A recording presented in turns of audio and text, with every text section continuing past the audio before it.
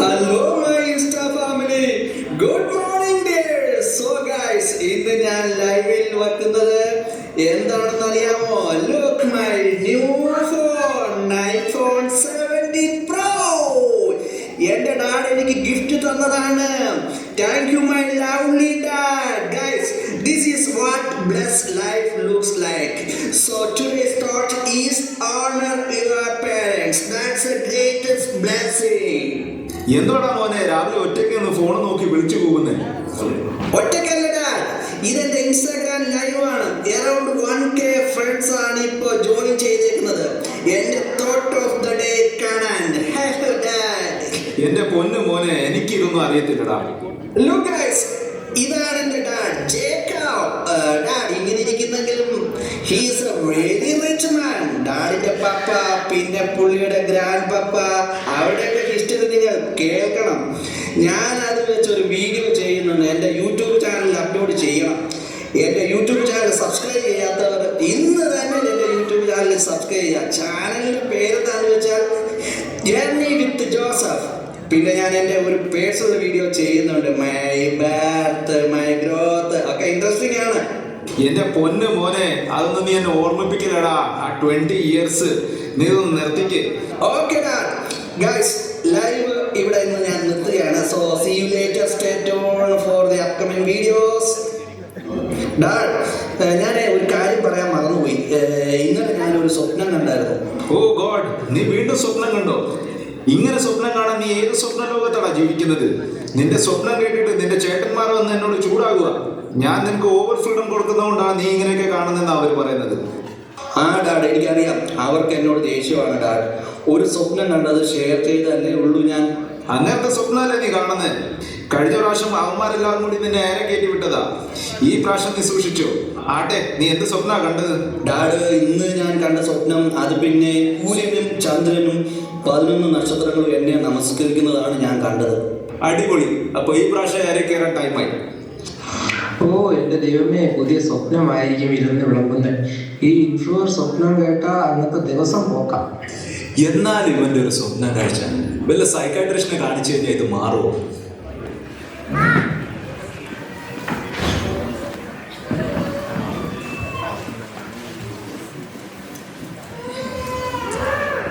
പിതാവിന്റെ സ്നേഹത്തിനും സ്നേഹ സമ്മാനങ്ങൾക്കും അവസരം ലഭിച്ച യോസേഫിനോട് സഹോദരന്മാർക്ക് അടങ്ങാത്ത അസൂയയും പ്രതികാര മനോഭാവവും ഉടലെടുത്തു.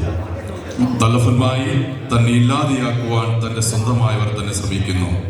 ജോസഫിന്റെ വീഴ്ചയ്ക്ക് വേണ്ടി വിവിധ തരത്തിലുള്ള പ്രതികൂല സാഹചര്യങ്ങൾ സൃഷ്ടിക്കുകയും അപവാദങ്ങൾ പറഞ്ഞു വരുത്തുകയും ചെയ്തു എന്നുള്ളത് ചരിത്രത്തിൽ കാണാൻ കഴിയുന്നു. ഇതൊരൊറ്റപ്പെട്ട ചരിത്രമല്ല. ഈ കാലഘട്ടത്തിലും ഒരാളെ ഇല്ലാതെയാക്കുവാൻ സോഷ്യൽ മീഡിയ പ്രാധാന്യം വഹിക്കുന്നു എന്നുള്ളത് യാഥാർത്ഥ്യമാണ്. ആവശ്യത്തിനും അനാവശ്യത്തിനും സോഷ്യൽ മീഡിയ ജോസഫ്മാരെ ഇല്ലാതെയാക്കിക്കൊണ്ടിരിക്കുന്നു എന്നുള്ളത് ഈ കാലഘട്ടത്തിൻ്റെയും ചരിത്രമാണ്.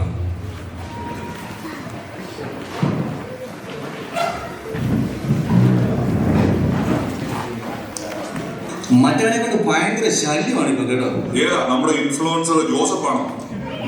അതെ, ഇവൻ കാരണം ഇപ്പൊ വെളിയിറങ്ങി നടക്കാൻ മനുഷ്യർക്ക് നടക്കാൻ പറ്റാത്ത അവസ്ഥയായിട്ടിരിക്കും. അതെന്താടാ? കഴിഞ്ഞ ദിവസം ഞാൻ ടൗൺ സെന്റർ വരെ ഒന്ന് പോയപ്പോ ഒരു പെൺകൊച്ച് വന്നിച്ച് ചോദിക്കുക, ജോസഫിന്റെ ചേട്ടനല്ലേ? ഞാൻ അവിടെ നിന്ന് ഒഴുകിപ്പോയി. ഞാൻ ചോദിച്ചാൽ അതെ, എങ്ങനെ എന്നെ മനസ്സിലായത്? അപ്പൊ അവള് പറയാ, യൂട്യൂബ് എടുത്ത് ഒരു വീഡിയോ എടുത്ത് കണ്ടായിരുന്നു, അതിൽ നമ്മളെല്ലാരും ഉണ്ടെന്ന്. 1 lakh ഫോളോവേഴ്സ്, ഗോൾഡൻ ബട്ടൺ ഉള്ളതിന്റെ അഹങ്കാരം വരെ. അതേടാ, കൊച്ചിനൊക്കെ നമ്മളെ വീട്ടിൽ കാശാക്കുക. അവൻ കണ്ടന്റ് ഉണ്ടാക്കി യൂട്യൂബിൽ ഒന്ന് കളിച്ച് നമ്മളെ വീട്ടിൽ കാശാക്കുന്ന പോലെ. ചെറുക്കന്റെ അഴിഞ്ഞാട്ടം കുറച്ച് കൂടുന്നുണ്ടല്ലോ. ബാക്കി കേട്ടാ അവള് പറയുക, ഇവന്റെ പേരിൽ ഇപ്പോൾ ഇവന്റെ എല്ലാ വീഡിയോസും ഇപ്പോൾ വൈറലാണെന്നാ പറയുന്നത്. ഇവന്റെ പേരിൽ മോട്ടിവേഷൻ വീഡിയോസ് ഒക്കെ ഉണ്ട്. ഇപ്പോൾ അവന്റെ പേരിൽ ഫാൻസിന്റെ പേജ് വരെ തുടങ്ങിയിട്ടുണ്ട്. അതിലൊരു പേജിന്റെ അഡ്മിൻ ഈ കൊച്ചാന്നാ പറയുന്നത്. ഇതെല്ലാം കൂടെ കേട്ടിട്ട് എനിക്കങ്ങനെ പറഞ്ഞു വന്നിട്ട് ഇരിക്കാൻ പറ്റുന്നത് കേട്ടോ. മതി, ഇതിൽ കൂടുതൽ കേൾക്കാനുള്ള ത്രാണി എനിക്കില്ല. ഇതിനൊരു പരിഹാരം ഉണ്ടാക്കിയേ പറ്റൂ. എന്ത് പരിഹാരം ഉണ്ടാവാനാ? ഒരു കുഴി കുഴിച്ചിട്ട് കൈയും കാലം കെട്ടിയിട്ട് ഇവനെ സമാധിയാക്കിയാലോ? അതാകുമ്പോൾ ഇപ്പോഴത്തെ ഒരു ട്രെൻഡിങ്ങോ. എന്നിട്ട് വേണം അപ്പൻ 10 കുഴി കുഴിച്ച് നമ്മളെയൊക്കെ സമാധിയാക്കാൻ. പിന്നെ വേറെ എന്താ വഴി? പയ്യെ വരുന്നുണ്ടാ. പ്രോ ഡ്രീമർ എന്തോ വ്ളോഗും ചെയ്തോണ്ടാ വരുന്നേ. ഇനി ഒന്നും നോക്കണ്ട, പിടിച്ചവനെ നമുക്ക് കിണറ്റിലിട്ടേക്കാം. ബാക്കി പിന്നെ നമുക്ക് ആലോചിക്കാവുന്നേ. Hello guys, welcome back again. എന്റെ ബ്ലോഗിലേക്ക് നിങ്ങൾക്ക് സ്വാഗതം. This blog is with my brothers, a brothers bonding moments. Hello brothers, say hi. ബോണ്ടിങ്ങാ ബോണ്ടാണ് ഫോൺ മാറ്റണേക്കാം. പിടിക്കാനെ പിടിച്ച കിണറ്റിലിട്ടാ. എന്നെ ഒന്ന് ചെയ്യില്ല പ്ലീസ്, പ്ലീസ് എന്നെ ഒന്ന് ചെയ്യരുത്. എന്നെ വിടൂ, എന്നെ വിടൂ പ്ലീസ്, പ്ലീസ്, പ്ലീസ് എന്നെ ഒന്ന് ചെയ്യരുത്. എന്നെ വിടൂ, എന്നെ വിടൂ നിന്റെ പ്ലീസ്. ടീമും ഇൻഫ്ലുവൻസ് എല്ലാം ഇന്നുകൊണ്ട് നിങ്ങൾ തീർക്കൂടാ. നിങ്ങൾ എന്തുവായി കാണിച്ച്? അവൻ എന്തെങ്കിലും പറ്റിയ അപ്പം നമ്മെ വെച്ചേക്കത്തില്ല. അവനെ വലിച്ചു കയറ്റ്. ഇങ്ങനെ എന്താണ് ഇപ്പോൾ അനിയ സ്നേഹം? എടാ, അവനെ നമുക്കൊരു പെട്ടിക്കകത്താക്കി ഒരു ഓലക്സ് വിറ്റാലോ? അതാവുമ്പോ ചെറുക്കൻ ഒരു കേട് വരെ നമുക്ക് കാശും കിട്ടും. കൊള്ളാടാ, നല്ല ഐഡിയ. പെട്ടിയെടുത്തോ, ഞാൻ ഇപ്പൊ തന്നെ ഇവനെ വലിച്ചു കയറ്റിയേക്കാം. വാടാ, പൊക്കിക്കോ. അയ്യോ, നിങ്ങൾ എന്താ ആ, ഇട്ടോ. കാണിക്കുന്നത്? പെട്ടി പ്ലീസ് വെച്ചോ. എന്നെ ഒന്ന് ചെയ്യില്ല പ്ലീസ്, പ്ലീസ് എന്നെ ഒന്ന് ചെയ്യരുത്. എന്നെ വിടൂ, എന്നെ വിടൂ പ്ലീസ്. ദാ ഓയിലക്സ് വരുന്നുണ്ട്. ഹലോ, ഞാൻ ഡബ്ല്യൂലോട്ട് പോവുകയായിരുന്നു. ഓയിലക്സ് നിങ്ങളുടെ പ്രോഡക്റ്റ് ഞാൻ കണ്ടു. മേടിക്കാൻ ഞാൻ റെഡിയാണ്. എത്രയാണ് നിങ്ങൾ ഉദ്ദേശിക്കുന്ന പ്രൈസ്? ബ്രോ, ഒരു കാര്യം ചെയ്യും, ഒരു 200 euros തന്നിട്ട് അവനെ എടുത്തോണ്ട് പോകും. 200 കുറച്ച് കൂടുതലാണല്ലോ. നിങ്ങൾ ഉദ്ദേശിക്കുന്ന പോലെ അല്ല, ഇവനെ മറിച്ച് വിറ്റാൽ നിങ്ങൾക്ക് ലാഭം മാത്രമേ ഉള്ളൂ. Okay, anyway deal. എമൗണ്ട് ഞാൻ ട്രാൻസ്ഫർ ചെയ്യാം. നിങ്ങൾക്ക് റെവല്യൂട്ട് ഉള്ളതല്ലേ? നിങ്ങളുടെ റെവല്യൂട്ട് നമ്പർ തരും, ഞാൻ ഇപ്പോൾ തന്നെ ട്രാൻസ്ഫർ ചെയ്യാം.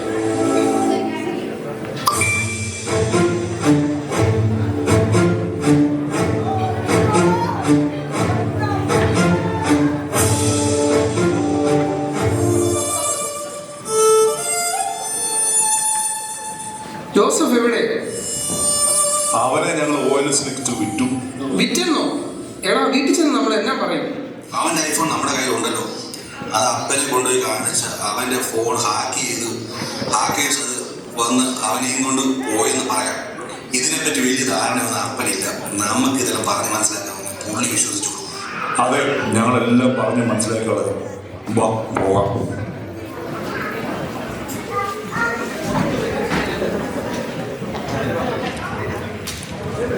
യോസേഫിനെയും തന്റെ സ്വപ്നത്തെയും ഇല്ലാതെയാക്കുവാൻ നിരവധി സാഹചര്യങ്ങൾ തനിക്ക് മുമ്പിൽ ഉയർന്നു വന്നു. സമൂഹത്തിൽ മൂല്യം കുറഞ്ഞവനായി കുറഞ്ഞ വിലയ്ക്ക് അടിമയാക്കി വിറ്റു. അപവാദ പ്രചരണത്തിന് വിധേയനാക്കി തടവറയിലാക്കപ്പെട്ടു. പക്ഷെ ദൈവത്തെ മറക്കാത്ത യോസേഫിനെ ദൈവം മാനിച്ചു. രാജ്യത്തെ ഏറ്റവും ഉയർന്ന പദവിയിൽ എത്തിച്ചു. ഏതൊരു കാലഘട്ടത്തിലും ദൈവത്തെ സേവിക്കുന്ന, ദൈവത്തെ മറക്കാത്ത ഏതൊരുവിനെയും ഏത് ജീവിത സാഹചര്യങ്ങളിലും നിന്നും മാറ്റി അവനെ ഉയർത്തിക്കൊണ്ടുവരുവാൻ ദൈവം മതിയായവനാണെന്നുള്ളത് ചരിത്രമാണ്.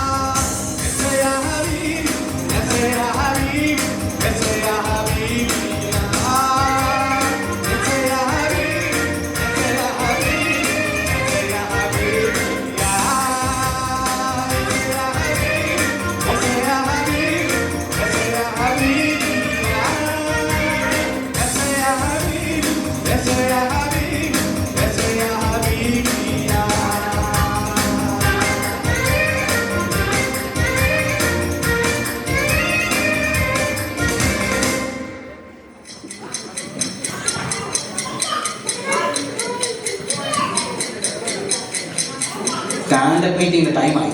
എവിടാണോ എല്ലാവരും? ഒരുത്തിനും ഒരു റെസ്പോൺസിബിലിറ്റി ഇല്ല. വെറുതെ വരുന്നു, എന്തൊക്കെയാ കാണിക്കുന്നു, പോകുന്നു. Good morning boss. അത്ര നല്ല മോർണിംഗ് അല്ല. എടോ, ഇപ്പോഴാണോ താൻ വരുന്നത്? തനിക്ക് ഇവിടെ തന്റെ പൊസിഷൻ എന്തൊക്കെയാണെന്ന് ഓർമ്മയുണ്ടോ? പ്രോജക്ട് മാനേജർ ആണല്ലോ. ഇങ്ങനെ പോയാൽ അത് ഉടനെ തെറിക്കും. എടോ, താനും തന്റെ ടീമും എന്താ കാണിച്ചു കൂട്ടിയെന്ന് വല്ല പിടിവല്ലോ ഉണ്ടോ? നീയൊക്കെ ചെയ്ത കോഡ് ഞാൻ എൻ്റെ ലാപ്പിൽ റൺ ചെയ്തപ്പോൾ അത് വീണ്ടും ക്രാഷായി. അതേ ബോസ്, പ്രോജക്റ്റ് കുറച്ച് ടഫാണ്. Team prediction and decoding software ഒക്കെ ഡെവലപ്പ് ചെയ്യാനുള്ള എഫിഷ്യൻ്റ് ആയിട്ടുള്ള പ്രോഗ്രാമേഴ്സ് നമ്മുടെ team ഇപ്പോൾ currently is running. എടോ ഇത് ഡെവലപ്പ് ആയി കഴിഞ്ഞാൽ ഇത് പ്രൊഡക്ഷനിൽ വന്നാൽ ഈ സോഫ്റ്റ്വെയറിന്റെ കിട്ടാൻ പോകുന്ന റീച്ച് എന്താണെന്ന് തനിക്കറിയാമോ? ഇത് ഫ്യൂച്ചറിൽ അത്രയും സ്കോപ്പ് ഉള്ളതാണ്. Boss, ഞങ്ങളുടെ ഡെഡ്ലൈൻ ഒന്ന് എക്സ്റ്റെൻഡ് ചെയ്ത് കഴിഞ്ഞാൽ we will try our best. Dead line അല്ല, നിന്റെയൊക്കെ ഡെത്ത് ആണോ? ലാസ്റ്റ് 1 month നീയൊക്കെ ട്രൈ ചെയ്ത് എന്റെ 3 ലാപ്പാണ് ക്രാഷ് ആയത്.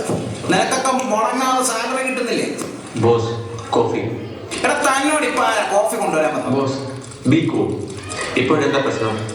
സോഫ്റ്റ്വെയർ ഡെവലപ്പ് ചെയ്യാൻ ഒരാൾ വേണം. അത്രയല്ലേ ഉള്ളൂ. എനിക്കറിയാവുന്ന ഒരാളുണ്ട്. ഞങ്ങൾ ഒരുമിച്ച് ജയിലിൽ കിടക്കണം.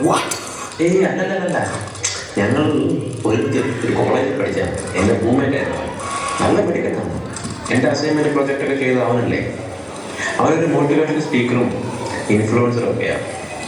ഓഹോ, ആരാണവൻ? എവിടാണവൻ? അവൻ്റെ പേര് ജോസഫ് എന്നാണ്. അവൻ എനിക്ക് CV ഇമെയിൽ അയച്ചിട്ടുണ്ടായിരുന്നു. ഞാൻ ഈ കമ്പനിയിൽ ജോയിൻ ചെയ്തപ്പോൾ അവനെ ഒന്ന് റെക്കമെൻഡ് ചെയ്യണമെന്ന് എന്നോട് പറഞ്ഞായിരുന്നു. പിന്നെ ഞാനത് മറന്നുപോയി. ഓക്കെ, എങ്കിൽ ആ CV പെട്ടെന്ന് ഷെയർ ചെയ്യേ. അവൻ കറന്റ്ലി എവിടെയെങ്കിലും വർക്ക് ചെയ്യുന്നുണ്ടോ? അവൻ താൽക്കാലികമായിട്ട് എവിടെയോ ജോലി ചെയ്യുന്നുണ്ട്. പക്ഷേ നോട്ടീസ് പീരീഡ് ഇഷ്യൂ ഒന്നും വരുമെന്ന് എനിക്ക് തോന്നുന്നില്ല. CV ഇപ്പോൾ തന്നെ ഞാൻ ഷെയർ ചെയ്തേക്കാം ബോസ്.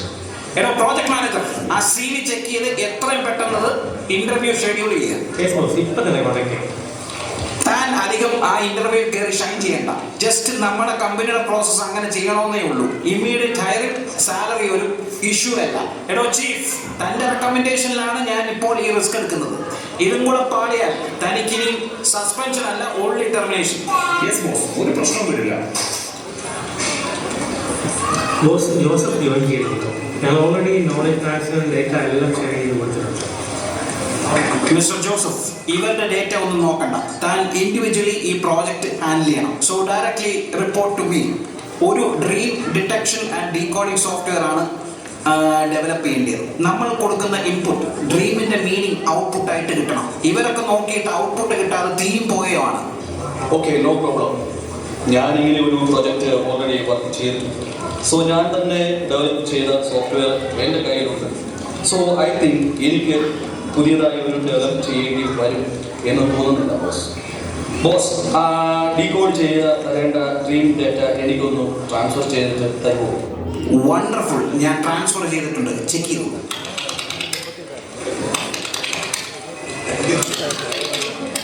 ബോസ്, കോഡ് റൺ ആവുന്നുണ്ട്. എറർ ഒന്നും കാണിക്കുന്നില്ല. Yes, got it. ഔട്ട്പുട്ട് കിട്ടി. Please check. Oh my God, as per this data, after 7 years, inflation സംഭവിക്കുന്നു. യെസ് ബോസ്, ഇൻഫ്ലേഷനായ പ്രൊഡക്ഷൻ കുറയും. പിന്നെ സ്റ്റോക്ക് ഇല്ലാതെ ആകും. പിന്നെ നോർമൽ ഹ്യൂമൻ ബീങ് അവിടെ ചെറിയ സാലറി കൊണ്ടൊന്നും അഫോർഡബിൾ ആകത്തില്ല. So we have to take any action immediately please. നമുക്ക് 7 വർഷം സമയമുണ്ട്. Okay, anyway good job Joseph.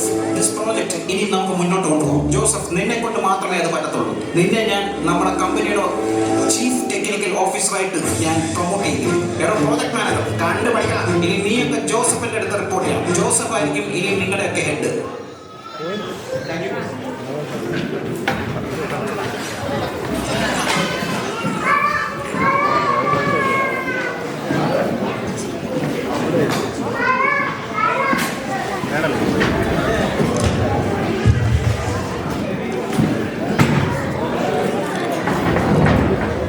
ഉയർച്ചകളെല്ലാം ദൈവത്തിൽ നിന്ന് മാത്രമാണെന്നറിയുന്ന യോസേഫ് തന്നെ ഇല്ലാതാക്കുവാൻ ശ്രമിച്ച സഹോദരന്മാർക്കെതിരെ പ്രതികാരത്തിന്റെ വാളെടുക്കാതെ സ്നേഹത്തിന്റെ പാനപാത്രം നൽകി അവരെ അംഗീകരിച്ചു. ലോകമാസകലം നേരിട്ട ക്ഷാമകാലത്ത് അവരെയും ചേർത്ത് നിർത്തി. ആ ചേർത്ത് നിർത്തൽ കേവലം അംഗീകാരം മാത്രമായിരുന്നില്ല, ദൈവിക വാഗ്ദത്തത്തിലേക്കുള്ള വാതിൽ കൂടിയായിരുന്നു.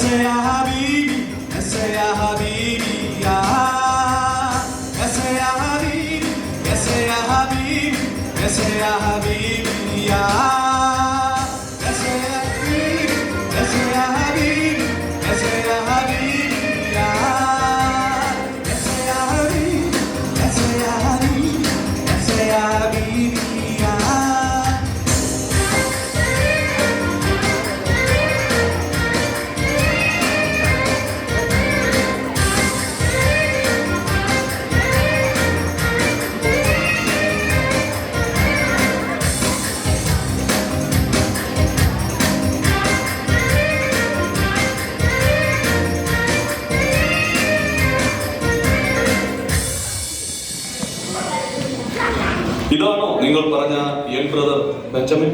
Yes sir. Come Benjamin. ഇത്രയും നാളുമായിട്ട് നിങ്ങൾക്ക് എന്നെ മനസ്സിലായില്ലല്ലോ. കമ്പനി CTO ആണെന്ന് അറിയാം. അത് ശരി തന്നെ. ബട്ട് അത് മാത്രമല്ല, വർഷങ്ങൾക്ക് മുമ്പ് നിങ്ങളെല്ലാവരും കൂടി വീട്ടിൽ കളഞ്ഞ ബ്രദർ ഉണ്ടല്ലോ, ജോസഫ്. ആ ജോസഫാണ് ഞാൻ. Hello Joseph brother. Dreamer, influencer എന്നൊക്കെ പറഞ്ഞ് നിങ്ങൾ എന്നെ പുച്ഛിച്ചു, നിങ്ങൾ എന്നെ വിട്ടുകളഞ്ഞു. ബട്ട് ദൈവം എൻ്റെ കൂടെ ഉണ്ട്. ഞാൻ കണ്ട ഡ്രീം പോലെ ദൈവം എന്നെ ഇവിടെ എത്തിച്ചു. Sorry brother, please. It's okay. Dad എന്ത് പറയുന്നു? നിങ്ങൾ എന്ത് സ്റ്റോറിയാണ് ഡാഡിനോട് പറഞ്ഞത്? എടാ, നീ പോയ പിന്നെ ഡാഡ് അത്ര ആക്റ്റീവ് അല്ലടാ.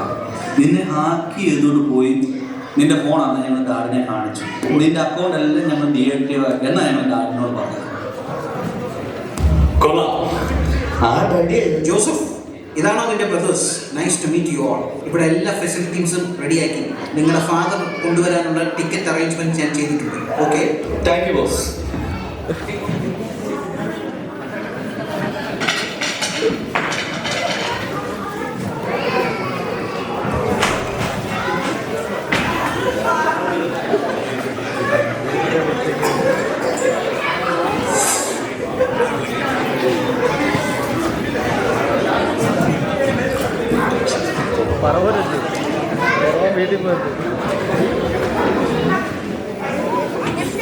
ഇഷ്ടപുത്രനായ യോസഫിന്റെ മരണത്തിന്റെ ദുഃഖവും പേറി ജീവിച്ച യാക്കോബിന് മകൻ ജീവിച്ചിരിക്കുന്നു എന്ന വാർത്ത പുതുജീവൻ നൽകി. മരണത്തിനു മുമ്പ് മകനെ കാണുവാനുള്ള യാക്കോബിന്റെ മിസ്രൈമിലേക്കുള്ള വരവ് ചരിത്രത്തിന്റെ മറ്റൊരു വഴിത്തിരിവ് കൂടിയായിരുന്നു. കാലം മായ്ക്കാത്ത കറുത്ത ദിനങ്ങൾ ഇസ്രായേൽ മക്കൾക്ക് സമ്മാനിച്ചപ്പോഴും അതിൽ സ്വർണ്ണപ്രഭ പോലെ ജ്വലിച്ചു നിൽക്കുന്നത് യോസേഫിന്റെ സ്വപ്നവും അതിൽ കൂടെ കിട്ടിയ നേട്ടങ്ങളുമാണ്.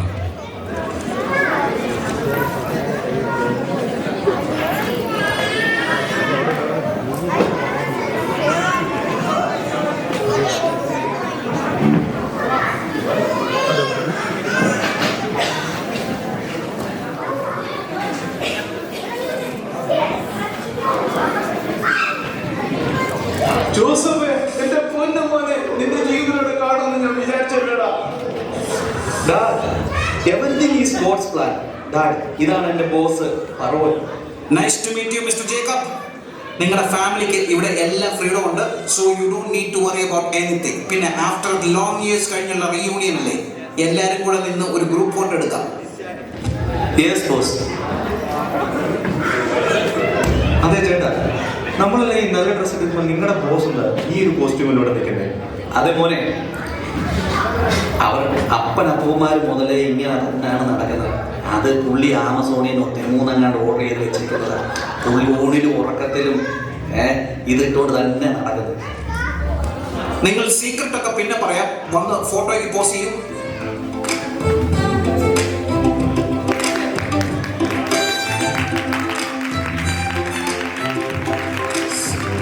സ്വപ്നങ്ങൾ ചിറക് വിരിച്ചാൽ അനന്തവിഹായുസിൽ പറന്നുയരാം എന്നുള്ളത് സങ്കല്പം മാത്രമാണ്. എന്നാൽ സ്വപ്നം ദൈവത്തിൽ നിന്നുള്ളതെങ്കിൽ അതിർവരമ്പുകളില്ലാത്ത ദൈവിക പ്രവൃത്തിയിലൂടെ ഉയർച്ചയുടെ കൊടുമുടികൾ താണ്ടാമെന്നുള്ളത് യോസേഫിന്റെ ചരിത്രം. ദൈവിക ദർശനത്തിന്റെ പൂർത്തീകരണത്തിനായി വയ്ക്കുന്ന ചുവടുകളിൽ കത്തിയെരിയുന്ന കനലുകളേൽപ്പിക്കുന്ന പൊള്ളലുപോൽ അതിസങ്കീർണ ജീവിതാനുഭവങ്ങൾക്ക് നേർസാക്ഷിയാകേണ്ടി വരുമെന്നുള്ളത് വസ്തുതാപരം. എന്നാൽ ആത്യന്തികമായി വിജയത്തിന്റെ കൊടി കൈകളിലേന്തുവാൻ സർവശക്തൻ സഹായിക്കും. സഞ്ചരിക്കാം യോസേഫിനെ പോലെ ദൈവിക ദർശനത്തിന്റെ കാവലാളുകളായി. ശുഭം. Thank you so much all the brothers for the beautiful and energetic